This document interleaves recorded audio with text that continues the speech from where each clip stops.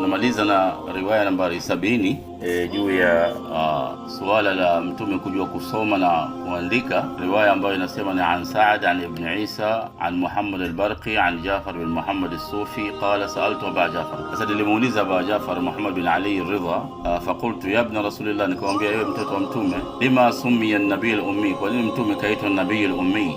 Faqala, akasema ma taqulu an-nas, akanambia watu kwani wanasemaje juu ya swala hili? Qultu yaz'amuna annahu inma sumiya al-ummi li'annahu lam yahsin an yaktub, wanadai kwamba ameitwa ummi kwa sababu hajui kusoma na kuandika. Faqala kadhabu alaihim la'natullah, akasema wamesema uongo, Mwenyezi Mungu awalaani watu hao. Anna dhalika, itakuwaje hayo? Wallahu yaqulu fi muhkam kitabihi, wakati Mwenyezi Mungu anasema katika kitabu chake, huwa alladhi ba'atha fil ummiyina rasula minhum, yeye ndiye aliyopelekea al-ummiyina mtume kutoka kwao, yatlu alaihim ayati, awasomee aya zake, wayuzakihim, na watakase, wayuallimuhum alkitaba, na wafundishe kitabu wal hikma. Kaifa kana yuallimuhum ma la yuhsin, vipi alikuwa akiwafundisha kitabu ambalo yeye mwenyewe alikuwa halijui? Wallahi laqad kana rasulullah, wallahi alikuwa mtume sallallahu alaihi wasallam, yaqra'u, anasoma, wa yaktubu, na anaandika, bi 72 kwa lugha 72, au qala bi 73 lisana, kwa lugha 73. Wa inma sumiya al-ummi, aliitwa ummi li'annahu kana min ahli Makkah, kwa sababu amezaliwa Makkah. Wa Makkah, na hii Makkah, min ummul qura, inaitwa ummul qura, mama wa miji. Wa dhalika qawlu Allah azza wa jalla, na hiyo ndio kauli ya Mwenyezi Mungu inasema, litundhira ummul qura man hawlaha, ili waonye ummul qura, zile vijiji